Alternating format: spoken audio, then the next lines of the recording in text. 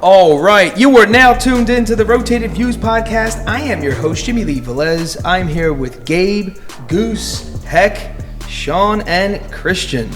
I am Phound. Part 2 in this episode, we have special guests Christian Hanna and Sean Andrade. We cover topics that range from apparel printing designs, brand building, podcasting, COVID-19, and much more. We wrap the episode up with quotes from Kristin Armstrong and Marie Curie. Guys, if you're new, thank you for joining us. Don't forget to download and subscribe. We drop a new episode every Tuesday morning for your listening pleasure. Kicking things off, Sean and Christian, thank you for joining us. We appreciate it. Thank you. Thank you for having us. Thank you for having me back. Yeah, yes, absolutely. So we had you on our show about a year and a half ago. Mm-hmm. Then somewhere in between there, you had Gabe and myself on your show, and now you're back on our show. Yeah. This is fun. Like it. This is fun. Little ping pong game we got going on. I like it. And so you guys, Phound was featured on episode 185, and Here we are, episode 262. So the good thing is that the podcasts are still going, and the businesses are still going. For sure. The maniac of a year last year. So was that was in I know it was in February, right? February so that was 2020? Yeah. Wow. It was right before the lockdown and all that stuff. 100%. That's crazy. Yeah, so very interesting times. And so fast forward, we went to get you back on, kind of get an update. Obviously, the Blessed business and Phound do business together. So we just want to have you back on. So for those of us who do not know who you are and what you do, let us know. Yeah, for sure. So I'm the owner, creative director of Phound Creative. My father was on the last podcast with us, and he's the vintage branch of our business, which is, for me, a lot of the influence and inspiration I get is from vintage clothing. We talked about that a little bit on the last podcast. Yeah. But personally, Phound Creative is the apparel printing studio and design studio that we help all clients, like Blessed, with all different stuff from, printing garments to coming up with concepts for their brands in general, or for, all different sorts and levels. We try to be as large in scope and as, open to people's creative decisions and creative ideas as possible, because that's what I enjoy doing. I like to help people with crazy ideas, weird things. We're always got, weird stuff going on, trying to dip our toes into different, lanes and stuff. Yeah.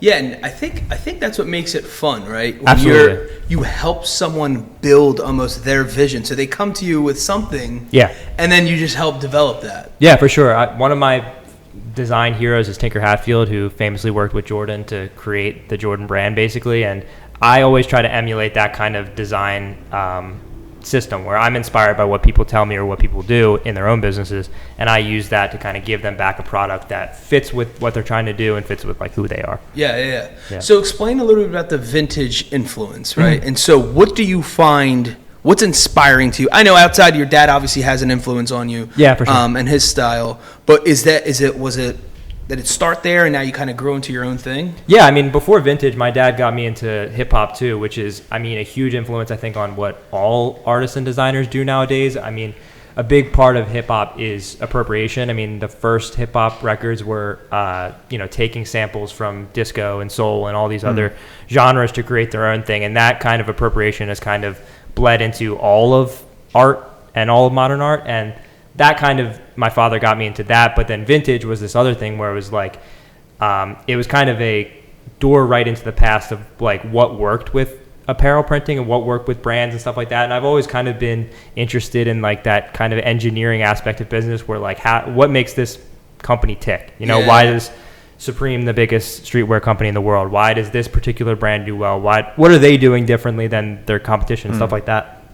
And I've always been interested in that, and vintage is a great lens to look at that from, because you see these old promotional T-shirts and like band T-shirts and stuff, and you look at the way that these individuals and artists kind of express themselves and like show themselves off, and I think it can tell you a lot about how you should be doing that as well. So I'm kind of a student of marketing and advertising, but through basically the school of what has worked in the past. What is a big thing for me is what has lasted so long that we still think is cool. And what made it that way, because a lot of the stuff we see nowadays, I think you can tell what stuff people want to keep for longer. And that stuff, I think, holds like an intrinsic weight that there's something to it that's like special, you know?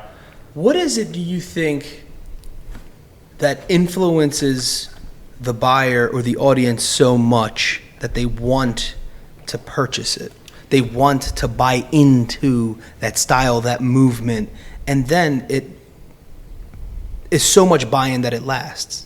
Well, I don't know. That's something I'm still trying to answer for my own brand and business, and I think it's different for everybody, but a lot of times it's an emotional connection to a community. I think it's mainly people go back to just what they're kind of like socially a part of, you know. Like, I think people look for stuff that they can join a group and feel like they're contributing and feel like they're connecting with other people, and the fact that they actually like the same things and like to talk about the same stuff.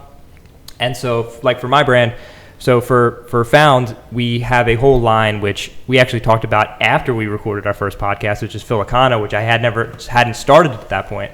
But now we're launching, like, I don't know, our 5th or 6th collection. The whole idea behind Filipina is to kind of archive and document and put on a pedestal these pieces of Philadelphia culture, Filipina, like Americana, that we maybe kind of just falls to our back of our mind, and maybe to us feels like a surface level, just one thing, just a cheesesteak or just the signs of the lottery, like things that we kind of just subconsciously have in our mind.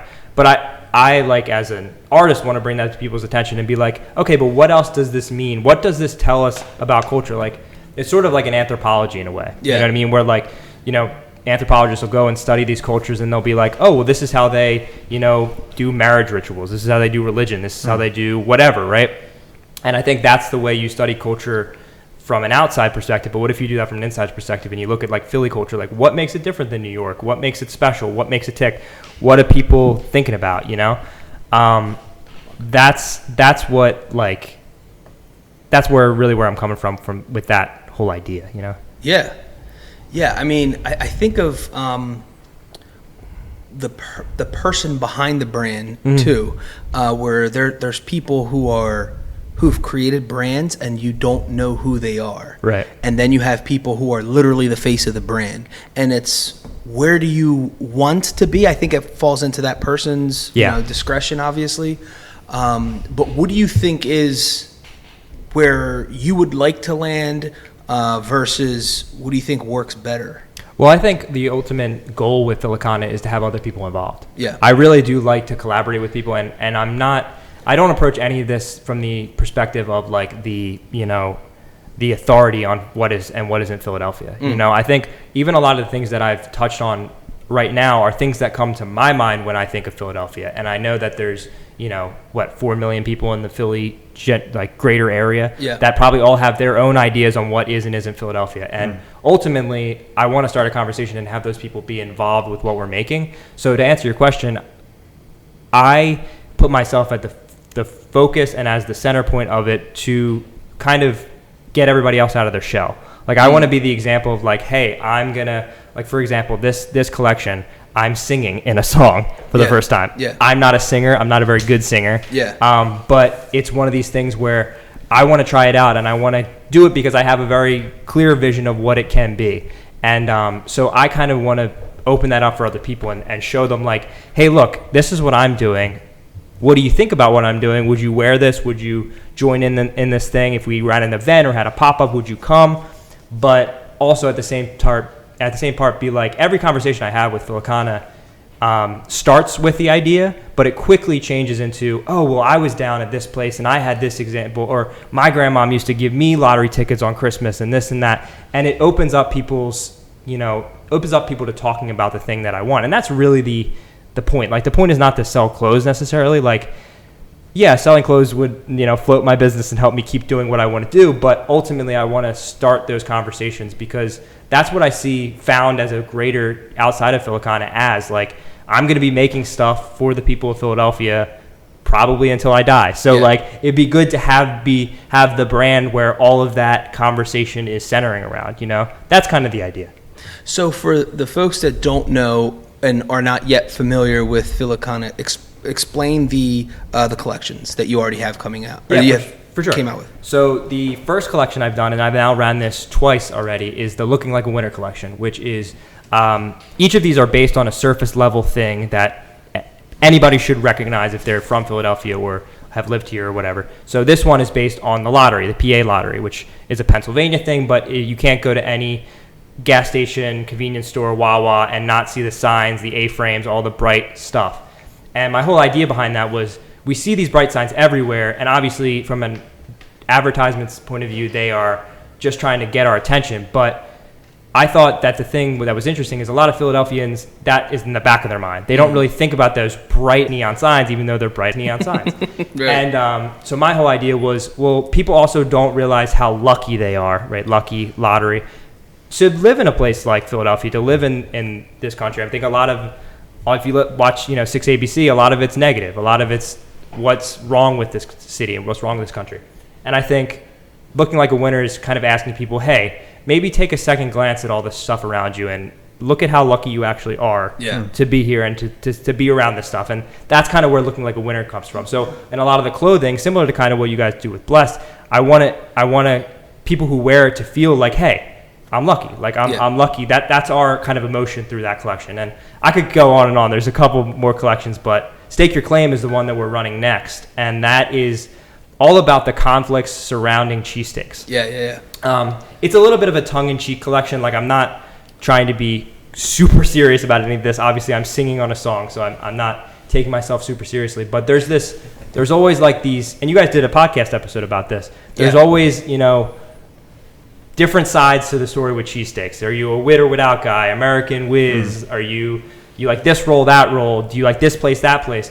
And I noticed all these conflicts within it, and like even the Geno's Pats fight, and I was like, oh, that's an interesting thing, and people are calling themselves the kings and stuff like that. So I was like, well, what does a king do? He stakes his claim on a certain place of land. Obviously, you get the pun, stake your claim, and so that's the idea of the collection. It's like we're just asking people to tell us about their side of the story. We want to hear. We want them to stake their claim on what their favorite thing is, and it's mainly just about being fun, but it's also just pointing out the fact that that's a really strange thing that people are kind of have opinions about. It's true. A meat sandwich. Like it tells, I think it's telling about what, American culture puts influence on, Yeah. So when's the Tasty Cake collection coming out? Ooh, I would love to do a Tasty Cake collection. That's a good one. Me and Sean were just in Wawa earlier, and I told him the other day when we were in Wawa, I mean, I could eat every Tasty Cake too. I'm eating every steak in the city. I can eat every Tasty Cake in Wawa. Absolutely. I just had one coming here. The coffee cake one. Yeah, it's absolutely. Like the pound cake with the coffee cake, little buddies at the top there. It's definitely on the docket. The thing with these collections is they honestly and we're not at the point where people are clamoring to see what we're doing next. I hope we'll be there soon, but these things take forever to get together. When we last spoke on this podcast, I was coming out with a collection the next month, and then a global pandemic happened, and then that got pushed back 2 months and really didn't get to the point where I wanted it. So almost a year later, on my birthday, again in the month of March, I redid the collection, and I came up with a song to go with it, and there's a music video, and it's all VHS inspired, and it's all 80s and really cool looking, and a whole new collection and all of that. And that took, 2.5 years to develop. Wow. because I don't stop at just like, oh, I want to rip the logo and put my name in the logo and then put it on a t-shirt. It's like, no, I want to get the concept across. Like, if that doesn't mean a t-shirt is the best way to do that, maybe like for Stake Your Claim, I think the best way is a YouTube series. Yeah. Because I think you got to have a little bit of like visual, like going to the cheesesteak places, taking the pilgrimage across all the whole kingdom to see all the stuff. Like, I think that's necessary to get this idea across, and that's really what I'm doing. And to be honest, I mean, Philicana is also a great marketing ploy for me to show. It's a portfolio. It's a walking, breathing, living portfolio that I can bring to anybody and be like, hey, look how much I put into this thing. This, if you pay me enough, can be your thing too. Sure. It works in that way as well. So I just really love doing it, and it has worked so far for me. So I think it's funny. We were having a conversation before we got started here, and I took my family to Philadelphia Phillies game, and I kid you not, I thought of you yesterday. We were in line waiting for ice cream, and I just so happened to look up, and I saw Philadelphia Water Ice, and literally thought of you and your brand. It was the strangest thing. It was like, now my association is like something totally different. Yeah. and you kind of own that in a very cool way. Thank you. And creative as hell. And it was just funny, the association that happened. But you said something interesting about, or we had the conversation around influence and whether someone wanted to be the face of it versus, behind the scenes. And I think that just works for specific brands. And we all know Kanye West is, a very creative person. And he does this thing where it's almost, I'm not sure if he's coming out with things because he can. Now you're at a point, like, I don't know if he's that brilliant that because he can, or is he really wants this to be a thing, a style, right?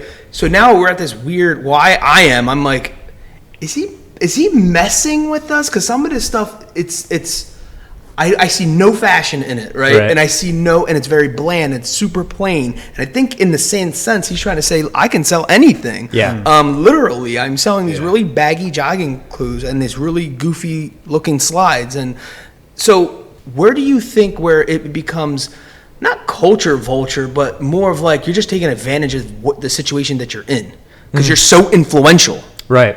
Yeah. I mean, that's a good question. I ask myself the question sometimes of, if so-and-so cheesesteak place or so-and-so brand came to me and said, hey, we love what you're doing, can we make an official collaborative thing? Honestly, although that's like kind of dream kind of scenario for a small brand, I'd probably have to say no to them. Yeah. Because as much as it's, could be this great influence and have this great impact in the city. Now, obviously, the Sixers come to me and they're like, we want you to make a shirt. I might not be part of the Phil Hanna line, but I'll sure lend my talents to this company. Like, that's not what I'm saying. But like the Phil Hanna line, in my idea is like, it's postmodern. It's not. It's not within. It's commentating on the modern culture. You know what I mean? So, in that way, I mean, Kanye wants to do anything he can because he has the power to do so. But I also think that's interesting. I mean, like, you look at like Warhol, and he was doing the same stuff. Like, he had the ability and clout in New York to do whatever he wanted, and he was screen printing pictures of cans, So, and for a good purpose, for a good reason. So I think in some ways, like, even asking people to wear clothing that is styled in the shape of an A-frame lottery sign is an ask. And I know that. I'm not selling, Gap sweatshirts that anybody can wear anytime, in any climate, in anything, right? They're very, very hyper-specific. And even at some point, I have to ask myself, is this even a piece of clothing anymore, or is this meant to be art? Is this not even meant to be worn at this point? Like, I'm making some things for the collection that are one-off, some that are, super specific to a certain person who has a certain style. But I hope that it eventually crosses that threshold and becomes like, well, actually, you can do whatever you want with this. This doesn't have to be like clothes per se, And I want to kind of get into other spaces where there's stuff that lives forever, like video or like music that, isn't based on a physical object. Even though I think last time I was on, I talked about how much I love physically making things. But that's kind of where I'm sitting with that one. Do you see, and to tie the whole vintage thing, right? Do you see maybe collectors in the future having your version of a rookie card? Oh, that is one of my biggest dreams. I think that more than anything, I think the affirmation that somebody would go into a thrift store or a Goodwill or something like that and see one of my shirts and say, I can't pass this up. Like, I need to have this, whether they're in the know about who I am, or whether it would be even better if they were just, completely coming in sober to the thought and just see the shirt and are like, I need this. I think another thing to think about is like I said, I'm not designing for, a fall collection for a large department store. It's not meant to fit into your wardrobe or fit into your usual style. I'm not thinking about, don't be rude, but I'm not thinking about the consumer in that way and what they think. I'm trying to challenge people's perception of what the stuff around them is. So in a way, I'm trying to make it so that people really are introspective about what they're doing. I think I lost my track a little bit, but yeah. Yeah, no, I got you. So to rewind back, you said something interesting where you were launching a collection and then the pandemic hit.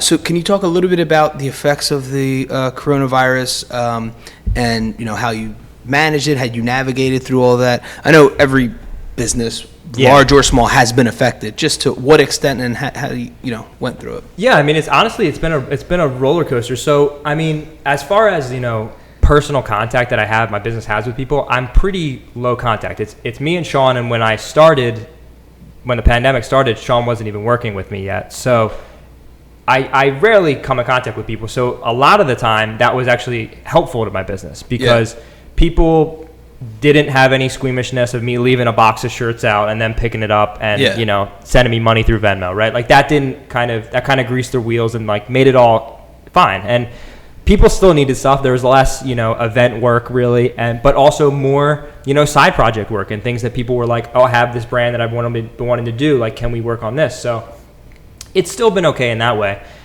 The part that has been tough. So I talked about that relaunch of the lottery collection. The next month I had planned a very big collection collaborating with the Philly Pretzel Factory and specifically the one in Langhorne. Shout out to Brian. He is a really talented artist with pretzels. He makes stuff out of pretzels. And I always wanted to, I saw I was working it. I was like, well, this is a perfect Venn diagram of like, stuff that I make and stuff that's realistic, like, really attached to the actual thing of pretzels, another Philly staple, right? But right as the day before we were about to shoot a big photo shoot with all my cousins dressed in, it's a long story, but dressed in pretzel-related Catholic school attire, running around a playground for this cool video we were going to make, I got COVID. Wow. And it really derailed the collection. We still ended up doing the pop-up, which was about 2 weeks after I had gotten it. So I was clear. I was a couple days clear, so I was fine. I ended up going to the pop-up. The pop-up was, pretty successful still for the amount of promotion that I wanted to do. But I wanted it to be, the 1-2 punch to the lottery collection and then the pretzel day, like right up against each other. And that wasn't, really doable. Yeah. But, So you launched a collection, the pandemic hit. Mm-hmm. You then have a collaboration. You literally got hit with the pandemic. Yeah. Are you going to try to redo something with Brian? Yeah, probably. I'll probably do a lot of this stuff. Here's the thing about running something like Philly Hanna is, in my mind, they're never over. The collections are never over. And in reality, as I progress, my capabilities and the people who I have access to and the people who are willing to collaborate with me continue to grow. So, like, we're excited to release stuff that we've already done again because we know that we can bring something more to it. Like this Stake Your Claim thing, this was also released during the pandemic originally, and it was one of the most successful products. It was one of my kind of products that kind of bridged a gap because what we did was we took a shirt. It wasn't this shirt specifically, but it had Phound across the front in Cooper Black, which is the font that Steve's uses, and then a crown above it like Steve's. And then on the back it had a big, almost like a butcher's advertisement for the Italian market, and it had a big cheesesteak or a big steak on it, a raw steak. And but that wasn't what was cool about it. That was a cool shirt and whatever. But what really put it over the top is I took a little page out of Johnny Cupcake's book and I wrapped it like a cheesesteak, and I taped it like a cheesesteak, and I wrote in Sharpie the size of the shirt just like a hoagie or cheesesteak. So like it was my first step into, okay, in order to get this idea across, I want to take the original product, deconstruct it with the ideas, and then put it in front of somebody again as it appears, but with different things inside, to show you this and be like, that's a cheesesteak, and then you unravel it and it's a t-shirt, right? With the lottery collection redo, we included handmade scratch-off tickets that put you into a draw, like, you scratched off just like a real one, and at the bottom it would tell you what you won if you got the right numbers and stuff. And there were a bunch of products, and we had a bunch of products go, and it was like a way to bring it back to the original thing. And that's, I think, what's important too, is that people like feel like they're with the original stuff. And that's Johnny Cupcakes does stuff like that with his bakery store, but it's also like a Warhol thing where he would have like the borax and like different boxes and stuff and little sculptures in his exhibits and stuff. So I think it just gets people's mind back on that original thing, and it's also a creative twist, and it's also another way to show off that we can do these crafty things that are really intricate and well done too. Yeah. You know? Yeah, no, it's super dope. I love that. So explain any feedback you've received from clients. I just, foolishly kidding around about the tasty cake thing. Hopefully it does turn into something, but have you received anything? Oh, when are you going to do X, Y, and Z? Just anything like that kind of taps into their childhood or... Yeah, absolutely. Like I said before, somebody told me, this was on a podcast with John Demshock. He told me, we're talking about the lottery collection, and he worked on a pair of shoes that was the grand prize of the collection. And he was telling me about his grandmom who bought him lottery tickets for Christmas. And like, I was just talking to my little brother the other day about, those boxes that are like the Danish cookie boxes.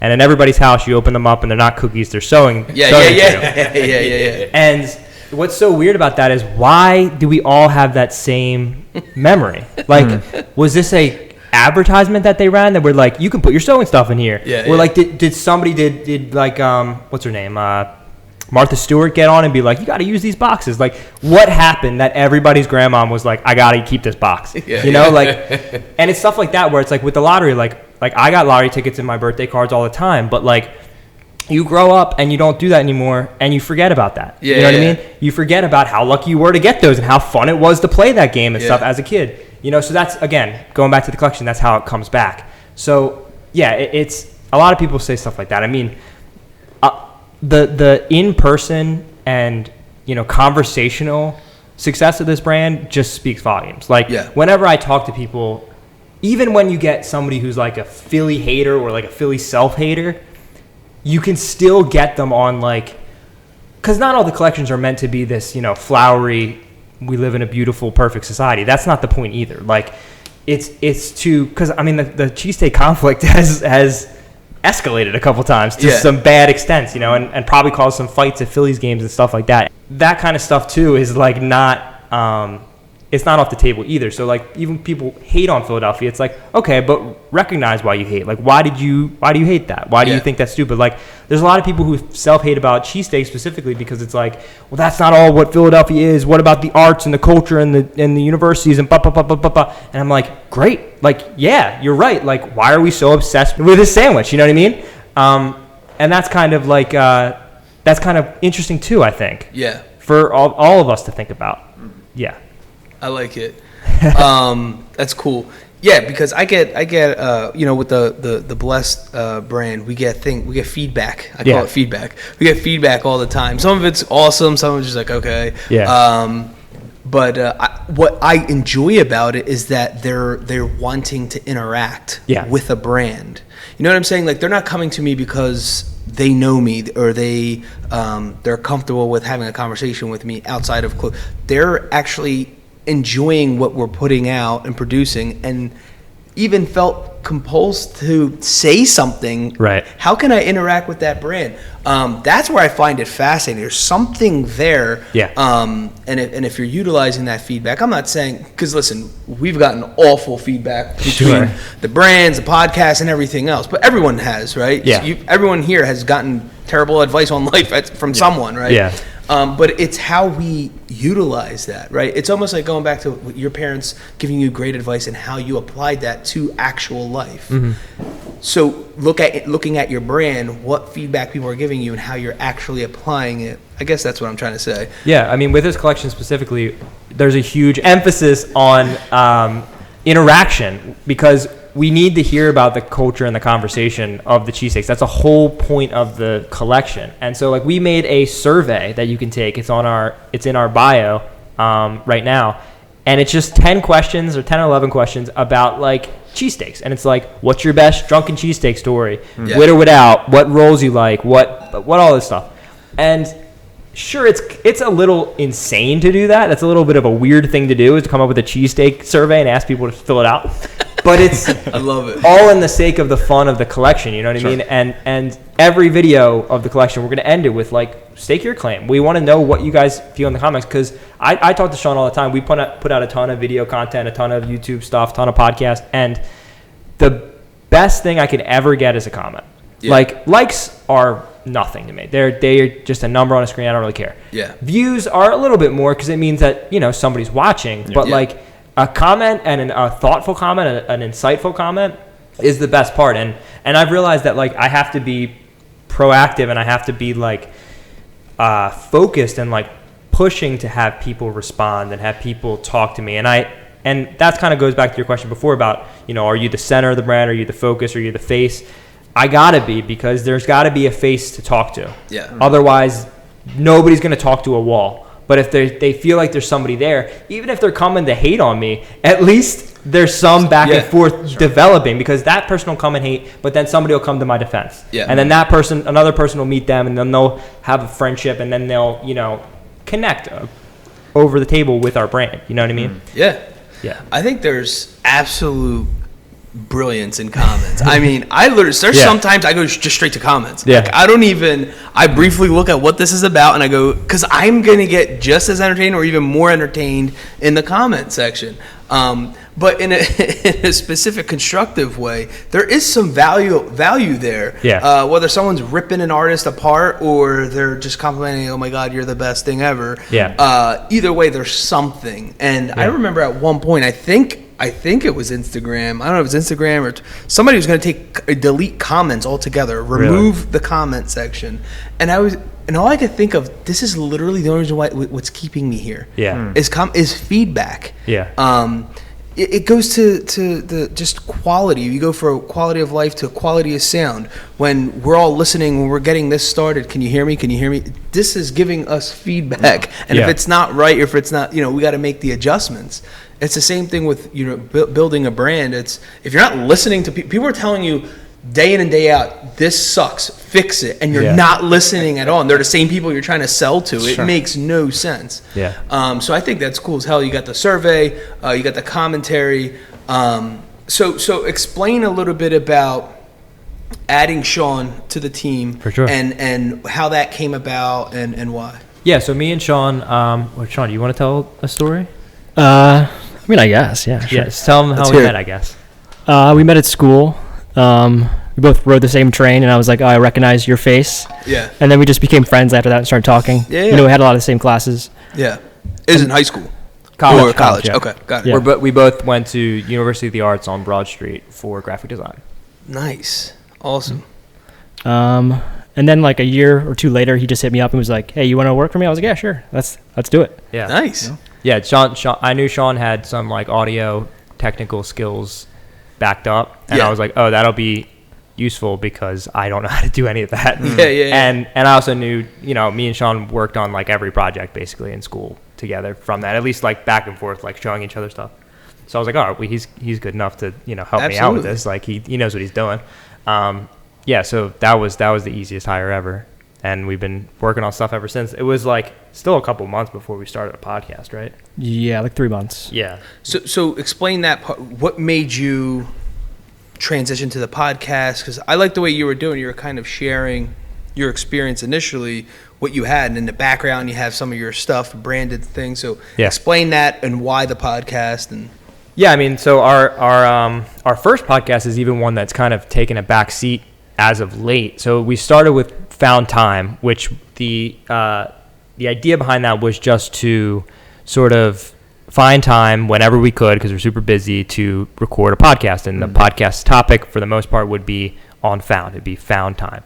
So we started that, and we did, 28, 30 some episodes. And we kept that going for a while, and it was fun to do, but it didn't feel like it had a purpose. Like, it didn't feel like it was very focused, and I knew from, just experience and knowing podcasts that I listen to, like, if there's not, some standard of like, this is what you're going to get, this is what they're going to do, then it's difficult to keep up with something. You know what I mean? Like, we're so all over the place already that like, you can't also be all over the place within one section of your business is also insane. You know what I mean? Sure. That's a golden nugget for you listeners out there right now.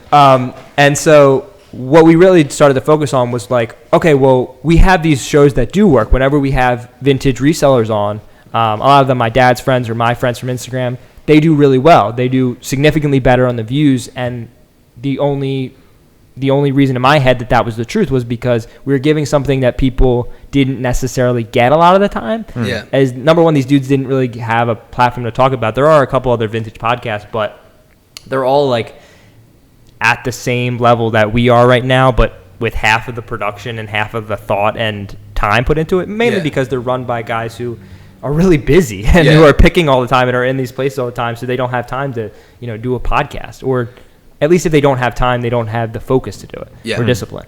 And so, I was like, okay, well, let's do like 8 episodes.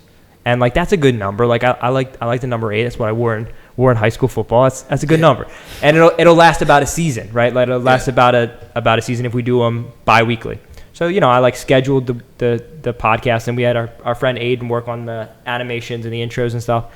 And it went really well. We just finished the season last week. Actually, our last episode, our season finale episode, comes out tomorrow at 9. Halfway through the season, we realized, hey, we should film these live, because Sean's spending 3 hours editing stuff. Yeah. Why don't we just cut that out, and you spend 3 hours making clips that we can put on Instagram instead? Yeah. And people love clips too.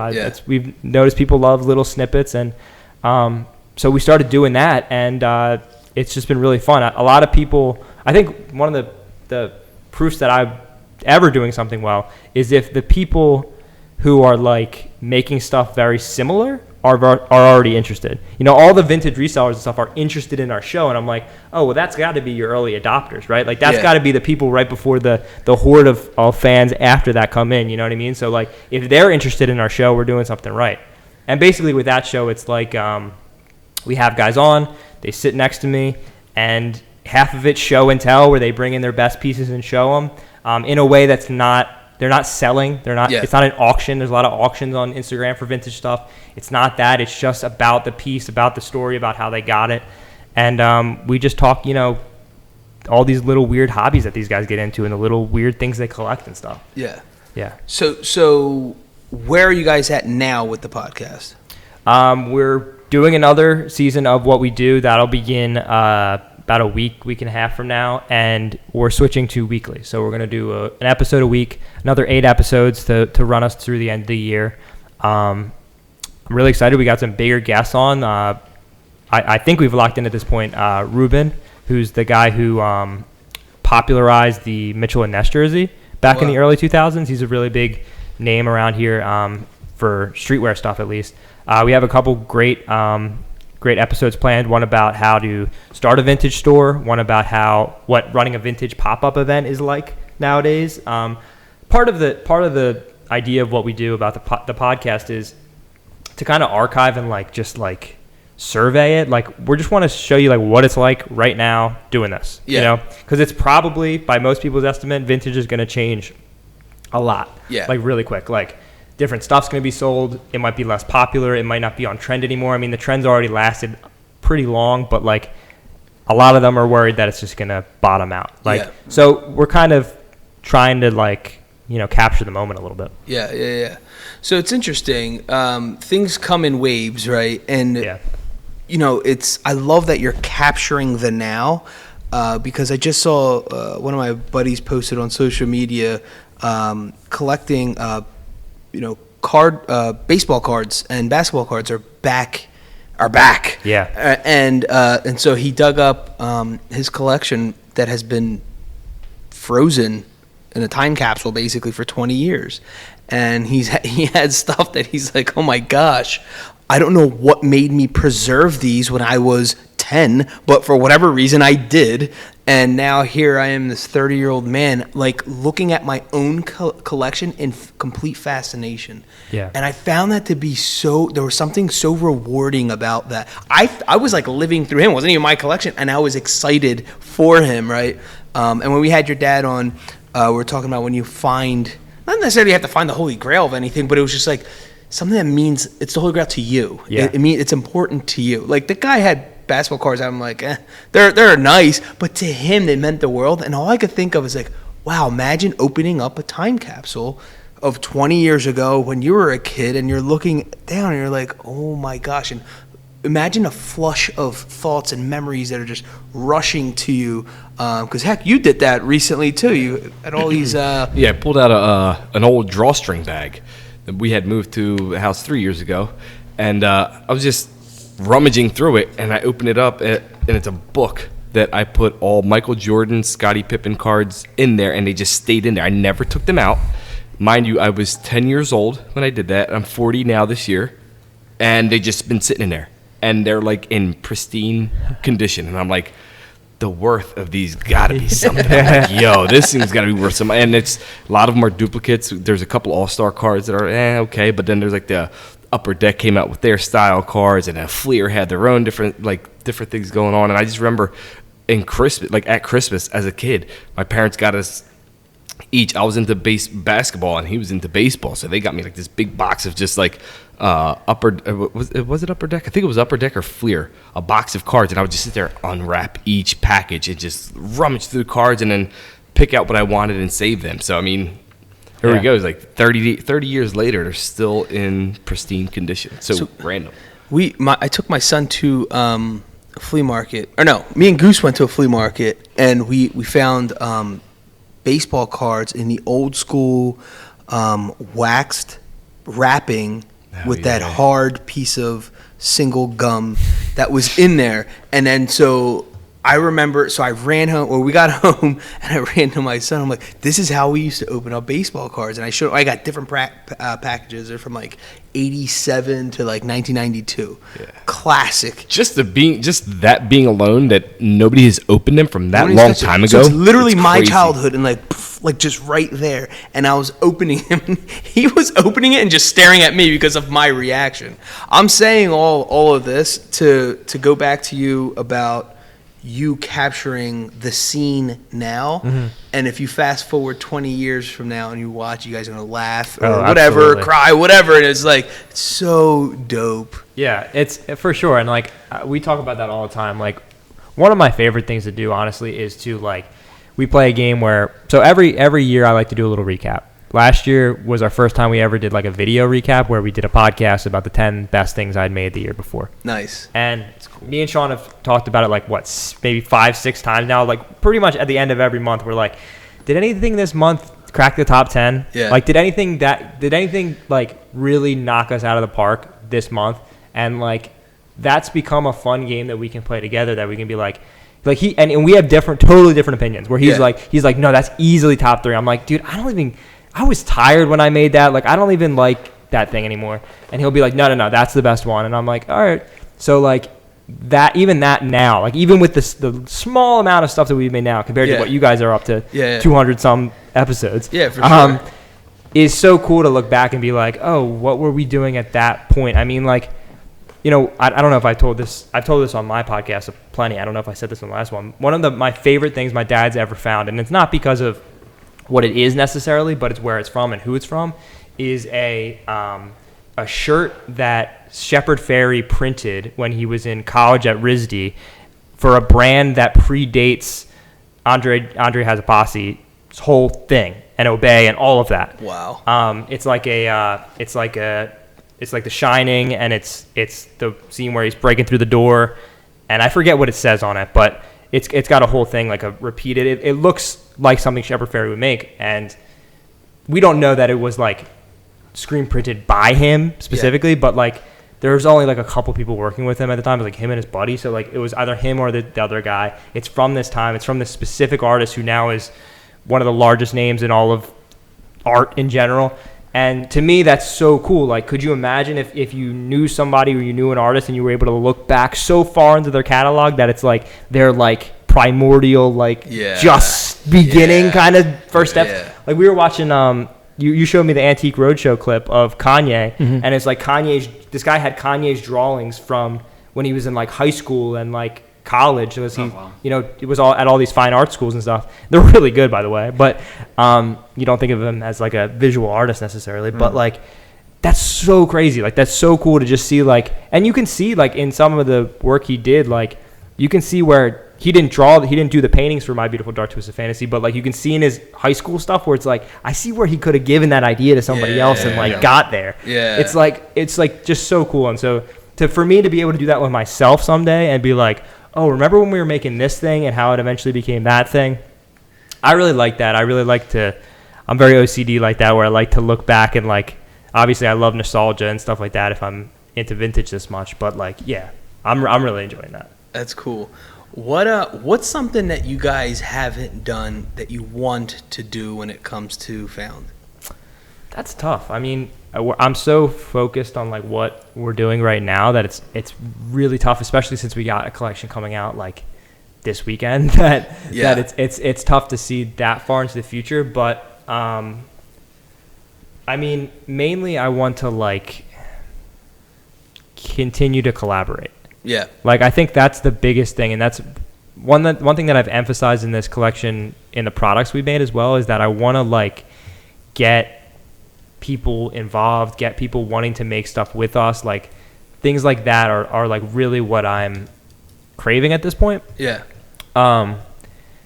So yeah, I mean, it's tough to say. I like, my goals for the future are, 1, to keep doing this, 2, to get it out to as many people as possible, and to keep trying to find ways to reach people more intimately, you know, to get people, like I talked about, making the products that are like the products that we are appropriating from. And like, that goes a long way to getting into people's emotional space. Like, from a psychological point of view, like if I put a thing that looks like a cheesesteak in front of you, you're mentally primed for an experience that you've had before. Like, you're like, you know, I know what happens next. I unwrap this and then I bite into it, you know? And then you get switched and it's like, oh, that's not what we're doing here. But that gets you in just the right mix of like, you're in that headspace for the cheesesteak, but you're pulled out of it just enough to observe what it might mean to you. That's you know what I mean? Yeah. And I think that's what's really I'm trying to get at, is like that spot right there, that sweet spot where people are just a little bit confused, but also have enough to grab onto that like they kind of get what's going on. So explain what you have coming out. Sure. So Stake Your Claim is coming out this October 2021. On Saturday, October 2nd and 3rd, I believe, is Saturday and Sunday. We'll have 2 videos up already from Pat's and Gino's, the first 2 places on our cheesesteak tour. We'll have the whole tour put up too by then, and a special music video as well for the song that comes along with the collection. But over the course of October, every weekend on Saturday and Sunday, we'll have 2 videos come out from 10 different cheesesteak places, and along with each video, there'll be history about the place or about a specific ingredient or moment in cheesesteak history, along with a review. And in each review, I'm going to be ordering a cheesesteak the way that the place would recommend, basically. Gotcha. So like, I don't know if Pat's would recommend provolone, but that's the original cheese. It's the original cheesesteak place. I wanted to get that with provolone. You know, later on, Max's is on our tour, and they're big on toppings. They go, ketchup and mayo is like the works at Max. And I'm like, I don't do that. I'm at Max's. Give me that. You know, Yeah. I'm trying to take each one at their best. And and then no Fugazi like scores. No like 7.9 out of blah, blah, blah, blah, blah. I'm not acting like I'm, you know, Gordon Ramsay out there. I don't know about food. I'm just telling you kind of which one for me is the king at that point. So it's going to be a King of the Hill style. So after episode 1, Gino's will go against Pat's, and whoever wins that, the next contender will have to face the previous king and have to dethrone them. And at the end of 10 episodes, whatever cheesesteak place is left standing will be our king. And if the people love it, maybe we'll do more. Maybe we'll continue the series. I don't know how much my heart can take of 2 cheesesteaks a week, but you know, I'd love to do like one every now and then, you know. Yeah. No, that's awesome. Yeah, man. And then I guess from here, what's some of the things you're doing with your pop, or what's he doing that folks can look out for? Well, it's funny that you mentioned baseball cards, because he's big into basketball, baseball, football cards now. He's got my little brother Oliver opening packs with him and stuff. Nice. I mean, he's doing what he's always doing. He's always picking stuff. He's always got stuff for sale on his story and stuff like that. Me and him are always working on like different jersey customization that is just like, you know, you find it, blank jerseys are hard to come by. So when you come by them, we do a cool little project. We'll post them up every once in a while when we find them. But yeah, that's what he's got up.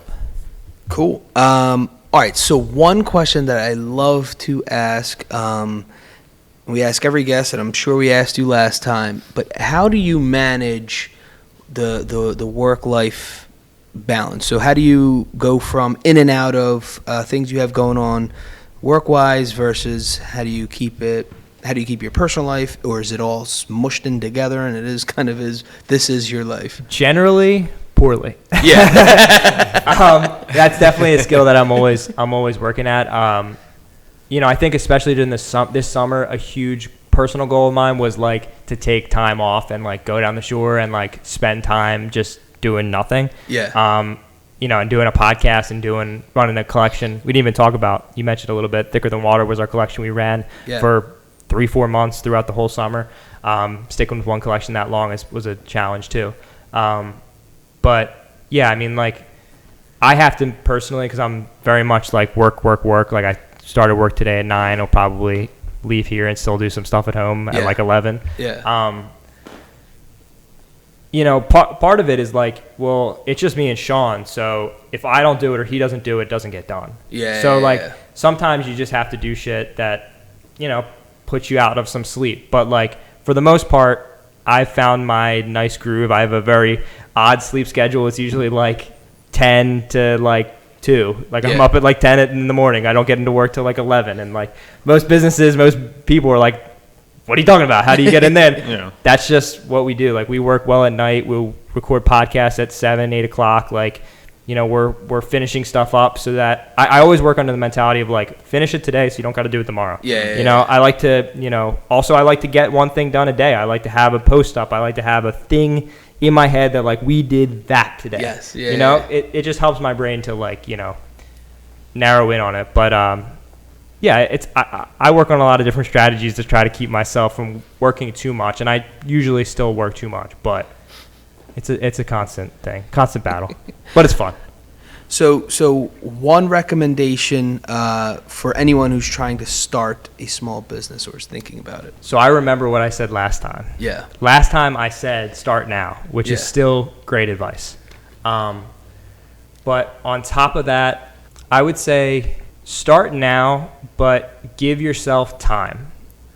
You see a lot of this. You see this all the time on like Instagram posts and stuff, where like, so-and-so individual started this business when they were 50, when they were 60, when they were 70, when they were all these different ages. And it's like, the truth of it, it doesn't have anything to do with age. It doesn't have anything to do with any of that. Like, it can just be circumstances sometimes. You might be in a particular field that like really hard to get going, and you just got to wait for your wave, like you're surfing, and just wait for it to roll in. But I think always, and me and Sean were talking about this on the way home, always be conscious of like why you're doing the thing that you're doing. Because I think there's a lot of people that are at a similar space to like where I am right now, and the amount of like legitimacy they have, in quotes for everybody at home. Whereas like, are you doing this because you enjoy doing it? Awesome.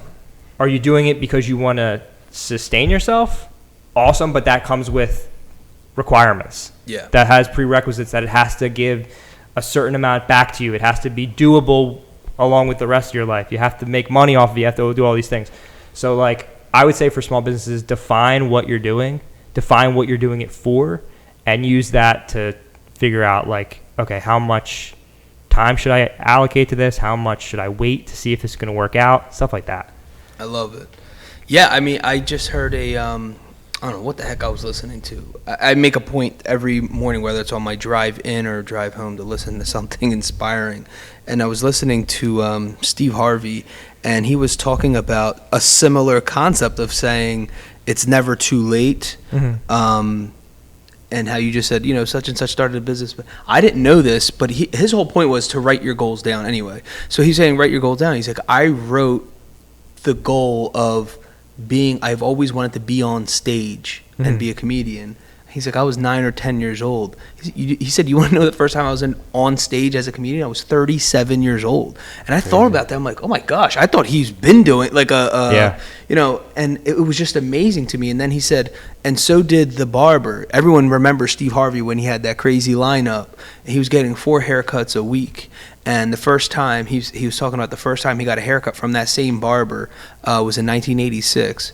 And in 1986 he paid $10 for that haircut, and that $10 haircut then went to at one point to $1,500 a haircut that Steve Harvey himself was paying. He had this guy.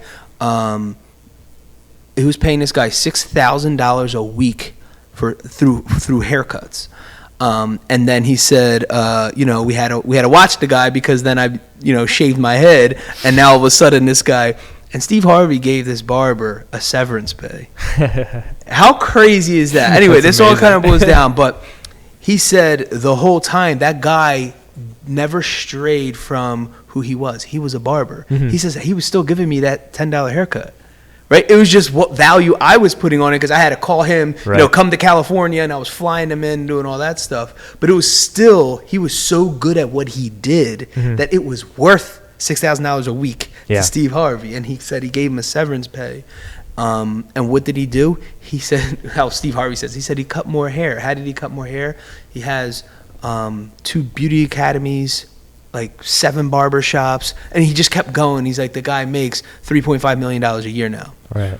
Guy's still giving people his $10 haircut. That's what he's trying to say. He's like, just go with what you're good at. To go back on your point, know why. And then he was talking about another friend of his, as a childhood friend, who was cutting grass, and they would make fun of him because he would actually charge a little bit extra to cut the neighbors and people, I guess, were very prideful, their initials into their own grass, and that was the move. Like, if you had this kid do it, that was the thing. And anyway, so to fast forward, that kid was just cutting grass, and he's like, and we're making fun of him because we're going out and playing and hanging out, but this guy's like, no, I'm really good at this. This is what I want to do. And everyone's going to school and doing all those crazy things. And this guy was still cutting grass, and he's like, fast forward, he's like, again, this same guy has a $4 million a year business. He's still cutting grass, though. Like, he's stuck to what, and however, they obviously developed that, right? Yeah. And so you guys are tapping into your creative minds, and it's like you're still tapping into that same creative mind as you did when you were 5 years old, and you're just like looking up in the sky and thinking crazy things. But it's just tapping into that. Like, we all have gifts, and it's just like capitalizing on that in a positive way, capitalizing and growing. Yeah. Yeah, absolutely. In design, there's a big thing about, and in cutting hair too, I think. Like, I'm not necessarily charging you for the hour of work, because the hour of work's not going to change. Yeah. The time it takes to cut a hair is probably going to go down. The time I take to design is probably going to go down as I keep doing it.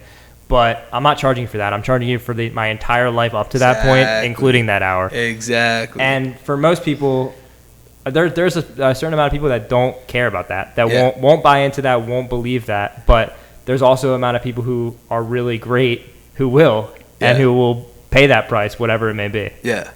I love that. All right, so any parting words from either Sean or Christian? Nothing much. Check us out on Phound Creative on YouTube and Phound Creative on Instagram. We post stuff all the time. Like I said, we got 2 episodes coming out this weekend, the past weekend for you guys, but also the future weekend for you guys. So tons of cheesesteak content. If you guys like cheesesteaks, come drop a hate comment in my DMs. I love it.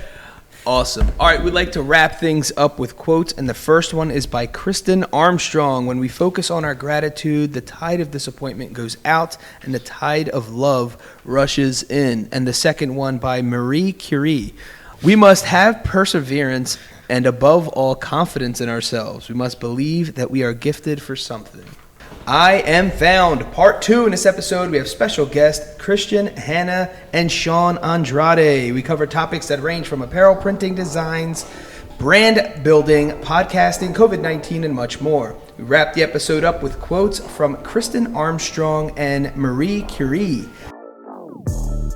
Awesome. Guys, thanks again for joining us. The Rotated Views podcast was produced for self-development purposes. Huge shout out to our sponsors. This episode is brought to you by the Blessed Lifestyle brand. That is BL3SSED.com. Also sponsored by The Motivation Files Unleashed. This motivational mixtape will be your fuel for success. Available on all platforms. Guys, don't forget to visit the website, JimmyleeVelez.com. Follow us on Facebook and Instagram at Rotated Views. If you have any inquiries or questions, email us at info@JimmyleeVelez.com. On behalf of myself and the rest of the crew, we wish you massive success. Stay blessed.